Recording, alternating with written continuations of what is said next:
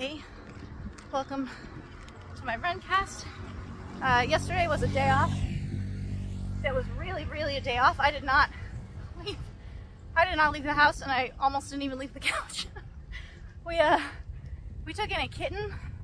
That it was gonna be like this whole process of like keeping her and the bun separate for a little while, and then seeing whether they could kind of introduce and all this different type of stuff. But understandably, this kitten's only like 3.5 months old, and she was a little bit overwhelmed by this process of just being, you know, like I had communicated with her foster and stuff about having her brought over and all of this stuff. Like, we all know what's going on, but she doesn't know what's going on, so she was a little overwhelmed.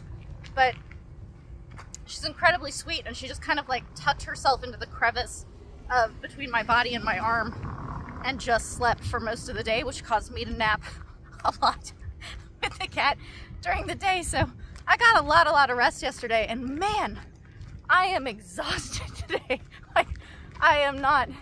This is the thing, if you guys have listened to me over the years, if you've listened to my run cast, like I've said this so many times in so many different ways, resting is not the kind of like guaranteed recharge that you think it is. It's really necessary in terms of like keeping your mind right. It's kind of like making an investment, putting a little deposit in the bank so that you don't kind of like, I don't know, really, I don't know, get wrung out in your head and stuff like this. But like, it's not the kind of thing that I think a lot of people mistake it for.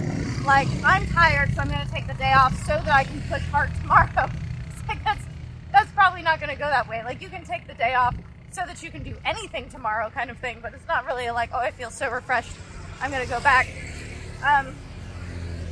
And part of it too is that when I went back to training this morning, in my run cast, I've talked about how deadlifts just wreck me. So I knew I was going to have a really nice nap. I was really excited to nap with the kitten, and she just wouldn't go down. She was like too excited.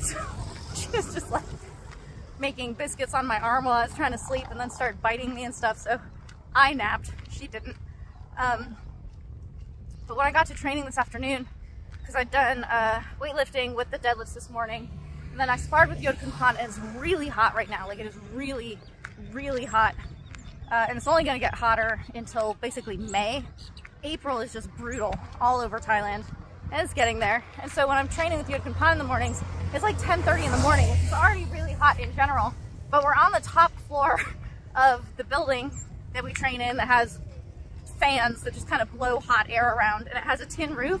And it's basically like training in an oven. It's really hard. And it's kind of funny to some degree.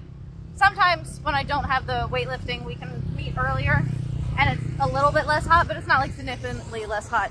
We could meet in the afternoons, or I mean in the evenings, like after I run, after I've done everything. I guess I could go train with him at like 6 at night, which actually we've done once, and it was really nice to have it in the evening.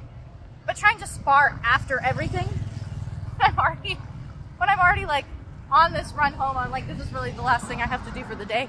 And that's part of what allows me to like get through it, is that I'm like, I don't have to do anything else after this. If I had to then go spar, I don't know. I think mentally I'd just be kind of like fried by it.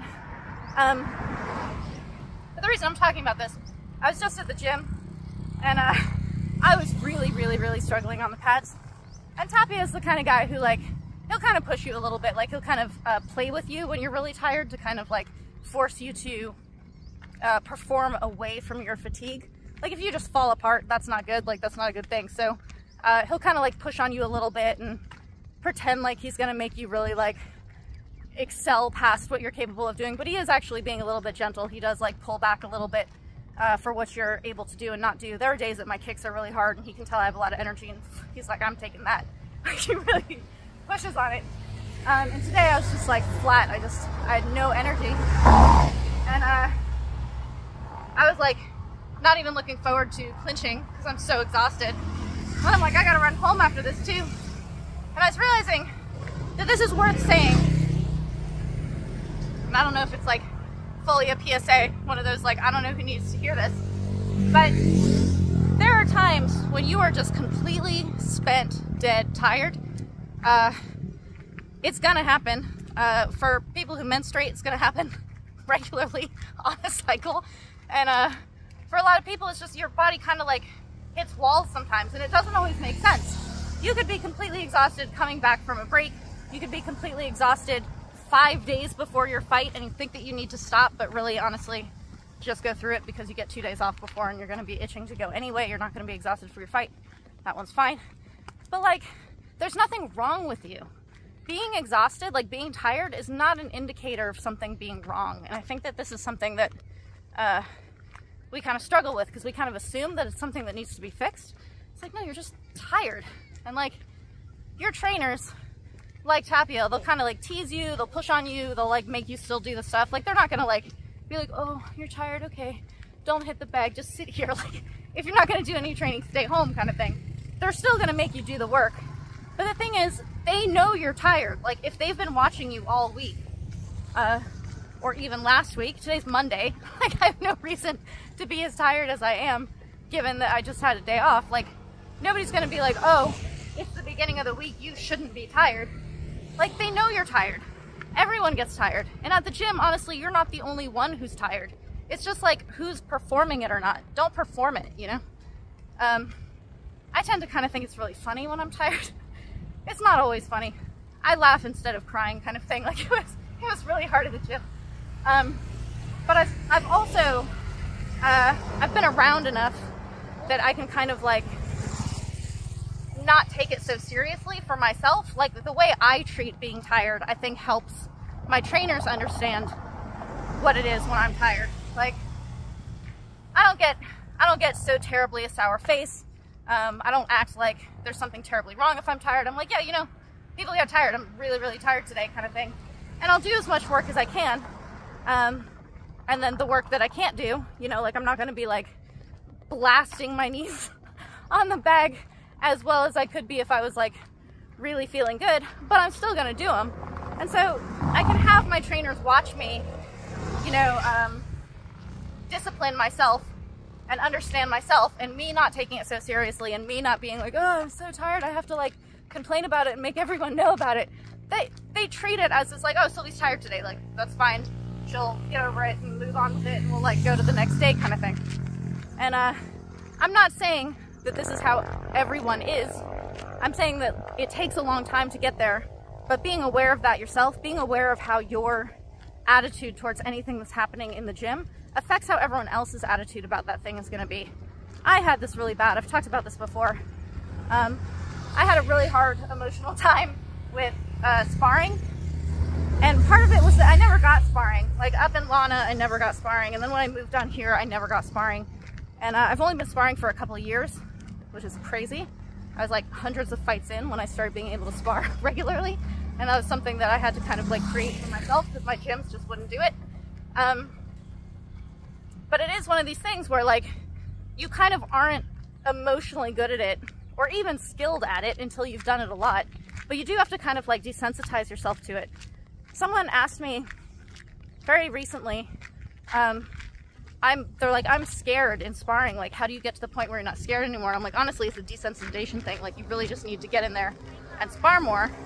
But you can also like train your mind at the same time to kind of like have your mental and your physical desensitization going simultaneously. Kids on a bike.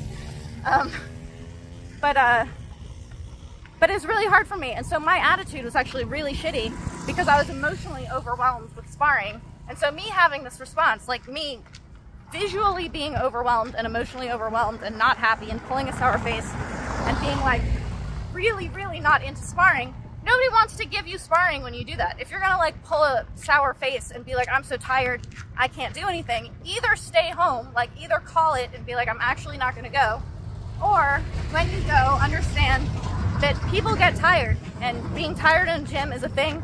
Other people at the gym are probably also really tired, and you just kind of like, you're like, it's the weather, you know? Like, it's raining today, but we're gonna do these things that are a slight adjustment from what we would do if it was sunny today or something, you know?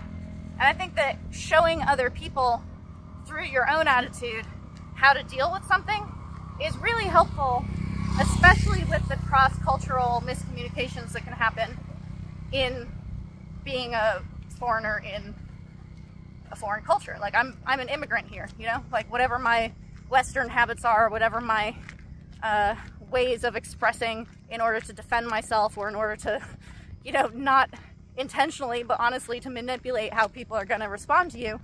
Being aware of that and actually kind of trying to pull it together and do it in a more open, communicative way, I think is better. And I think it took me a really long time to understand that, and that I'm much better at it now, and I think that's really good. So every day, your body is not the same. It changes all the time. It doesn't necessarily have energy when it should. It doesn't necessarily get tired when it should. And you just kind of like, you roll with it. You do what you can do. Take breaks when you need them. Don't when you don't. And, you know, just be kind of chill about it. If you're chill about it, other people will be chill about it too. And it won't be such a big deal. And I think that today, me being as exhausted as I was, it wasn't fun. I don't like being exhausted. I don't really like that I have another like 2.5 kilometers to go after I turn this clip off. I still have to go 2.5 kilometers to get home. That's not that far, but when you're tired, it really sucks. Like, you just want it to be over. And it's, you know what? Just let it suck. It's gonna suck. And that's okay. It's not the end of the world. It might still suck tomorrow. That's fine too. Like, it might take a couple of days. You might be tired for a week. One of the things about running home today is like, Watika.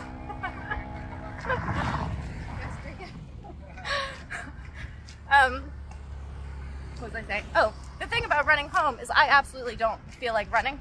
But I want to get my running in for the reason that just like rest should be kind of like a deposit that maybe you can cash in on later, when you actually do your running, and I haven't been running because I fought and then I was injured, and so like I'm getting back to running now, but it's been a while, I'm not consistent. It's gonna take a while. Like, it sucks for a while when you're trying to get back into running, or if you're just first starting running. People who come to Thailand, they're always like, oh my god, what should I do? I'm gonna be training twice a day. It's like, get a little bit of running before you come to Thailand. Like, get just a little acclimated to getting mileage in. You don't have to run the full length that you're gonna be doing in Thailand. It's gonna be crazy hot here, so it's gonna be really hard anyway. But like, just get a little bit of running, because running is like the baseline that allows you to do the things that are actually fun and that are actually good. So the way that I was dying in pad work today, even though I'm tired today, that is a result of having not been consistently running because of my fight and my injury. So this right now, this part that I'm doing, this is the last part of my day that I'm tired and it's not fun and I'm trying to run to get home. This is really good for, you know, a week from now or something. Like, running home every day this week is gonna give me better energy next week, so that even next week, on the day that I'm tired, because there will be days that I'm like, today I just have no energy, it'll be a little bit better than this. It's like, it'll be better than this because of what I'm doing today. So that's a little bit of a reason to smile too. It's like putting a little investment in the bank, in the body, and you know, again, just do what you can. Got kind of like a Ghostbusters sky going on behind me here. That's kind of cool. All right, now I gotta actually run home. See that kitty and Bun.